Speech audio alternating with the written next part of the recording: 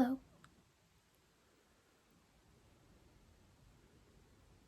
No. Who are you?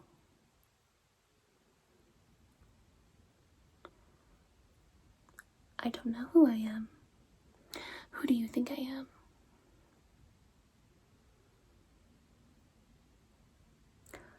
We're on the same page then. Where am I?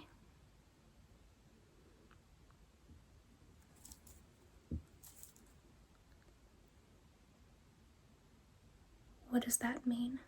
What's that over there? Why is it staring at me?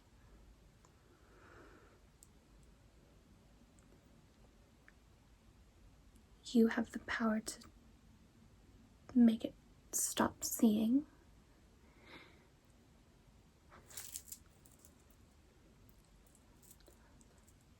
The lights went out. Have you killed it? What is a machine? A car? What? You're so silly. You speak such nonsense.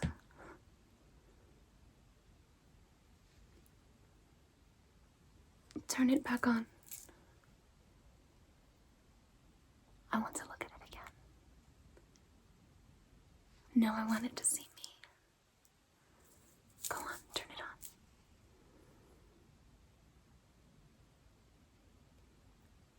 on. Such power. May I? No? Why not? You don't trust me. I don't trust you either.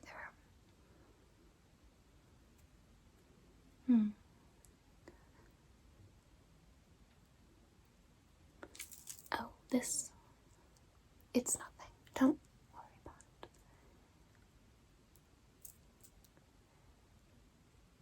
Would you allow me to,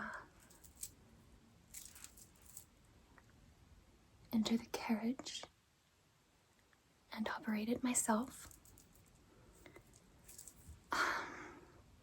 And what exactly makes you think that you cannot trust me? I know we only just met, but that's okay, isn't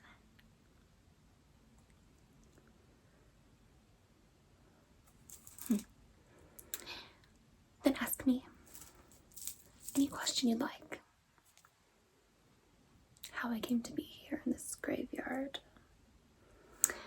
Well, a few moments ago I was lying peacefully in my grave when I felt some pressure, some dirt speckled my face, and I heard footsteps above me. Seems to have been you. So that's really not my fault.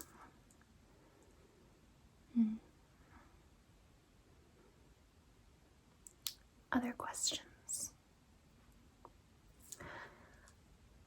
Many, many years I've lost track. It's quite boring, being stuck down there with only bones and worms for company. At least the temperature's quite nice. The dirt is cool.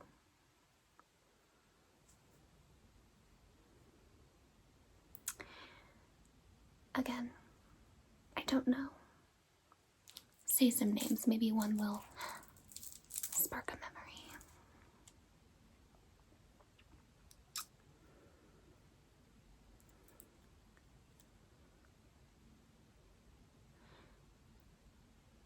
What was that? Joanna? No, not Joanna. Try again. No. Not Sylvia. Joanna was closer. Not Hannah. No. Sure, keep thinking. Yes, I'm a princess, yes. couldn't tell. But you want to steal this? It's got precious gemstones in it. You want to know what happened to the last young man who came to the cemetery and woke me up and tried to steal my tiara? Yeah, he's down there. Would you like to say hello? I can show you. All you have to do is just look. Are you scared? Oh my gosh. Wow. Nice to see someone so vulnerable. Why are you here? Oh, I can ask questions as well. Thank you very much.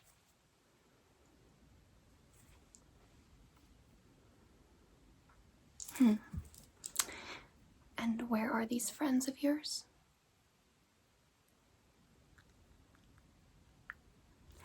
Well, why don't you go find them? For all you know, they could be being eaten up by ghouls and zombies and evil spirits. No, I'm none of the above. I'm just a regular girl. Just a little on the dead side. And a little bit royal. Maybe not quite so regular.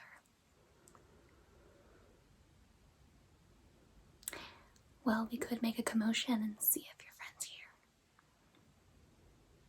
Would you like me to yell something? Because I can... What was that? Oh. I see. You'd rather it just be us right now. How come? Your fascination. Yes. Well, go on. You've barely asked any questions.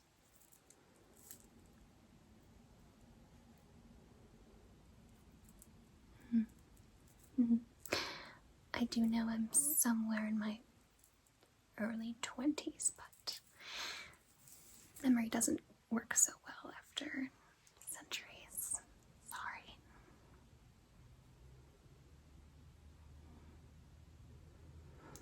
How did I die? Well, going right for the sensitive topic. No, it's okay. I think about it every day. I can't sleep. I'm undead, so to pass the time, I just rerun the moment over and over and over again. Yeah. Well, you see, it started out as a normal day. It was steely gray outside, kind of a stormy morning. I woke up, I wasn't feeling so well. In fact, I asked my chambermaid to give my mother notice that I would not be joining her in the dining hall that day. I just wanted to sleep, listen to the rain patter the window, you know. Well, my mother came in herself, and she wasn't very happy with me. She had always had quite the temper, if you know what I mean. Well, she, a couple times, and then before I was gonna get dressed, we went down together. Barely ate anything, but to appease her, I had a few nibbles of some pastry or another. And then she took me out to walk in the courtyard. It had started to rain at this point. Our guards held tarps over our heads. How I recall the life of luxury that I once led. Now, when it rains, the water just seeps through the dirt and pools in my cheeks and in my eyes, and then I cry fake tears. Anyhow, we were walking, and there was a very uncomfortable silence between us. We had unless you count the physical closeness of. Well, suddenly she stopped and turned to me, and she said, "Who do you think you are?" What kind of question is that? Out of nowhere. Ridiculous, really. So I said, "What do you mean? What do you expect me to say to that?" So she turned to the guards and she said, "We're all right. We're underneath the tree. You can leave now." They were seated, went back toward the doors of the palace. However, they still had us within their sight. They were good guards, so my mother decided to steer me even further into the labyrinth that was her pride and joy.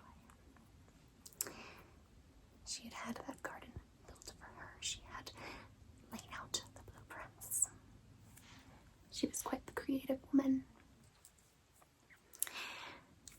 That being said, she knew that garden like the back of her hand, knew all the little nooks and crannies, and so she and I, we went into this little alcove. It was directly next to a marble fountain, and the alcove was covered by lovely little drapery of vines. It would have been quite picturesque had I not already been fearing for my life. You see, my mother was quite the formidable woman. We stood there, and I still feel the sting. And she asked me again, "Who do you think you are?" I began to get quite angry, and I said, "Who do you think you are? Asking me a question like that? I am a grown woman." So she told me I wasn't, that I didn't have a husband yet, so how could I be full grown? I told her that I didn't want a husband. I was fine, thank you very much. And then she accused me of getting my needs met elsewhere. Why else would I not want a husband? Well, I was aghast and shocked, because how could you say such a thing? She should know me, I'm her daughter. So we stood there nose to nose, staring at each other, and I just felt the most overwhelming sense of hatred. And I remembered I had a comb in my pocket of my gown, so I removed it carefully without her noticing. And God, the vitriol in her eyes. My mother had violet eyes. It was the talk of the kingdom. The most beautiful woman ever to live, it was said. And those violet eyes looked upon me with such deep contempt. I knew that she hated me more than anyone, more than even our state's enemies. Ridiculous, obviously. I gripped that comb in my hand and sort of felt down to the handle. It's made of wood, and I'm fairly strong. So I decided to make an outburst and yell and say, "I hate you." And as my voice was raised, it covered up the sound of the snap. The comb was broken, the end was jagged, and well, you can imagine. It was quite the mess. Very red. Yeah. Well, luckily red is my favorite color. So I didn't mind. But I had red on my hands, and usually I like to keep my hands clean. So I decided, well, the fountain's right over there. Why not go out and wash this muck off. So I let her slow down and went out, put my hands under the stream, and that's when I was taken into custody. Because the queen had passed away in my vicinity while we were alone together. Ridiculous. Again. Well, when I was in the dungeons, I decided that I wasn't going to take it anymore. Next thing you know, I'm here. I believe that this soil dungeon is better than a steel one. It was dank in there, and the other prisoners were insane. I was surrounded by crazy people. It was no place for a princess.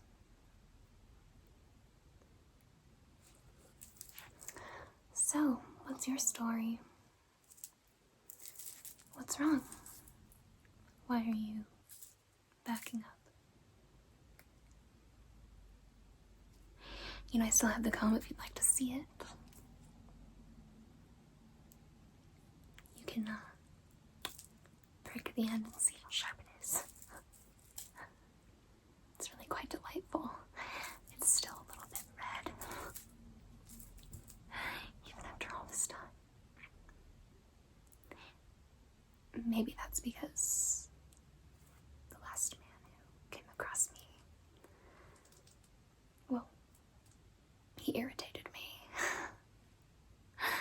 So I don't know if this is really, I don't know if this is really from my mother anymore. Time does weird things. I don't know. Come over here. Come over here. Yeah. What are you doing? Your friends are gone. I know exactly what happened to them. What?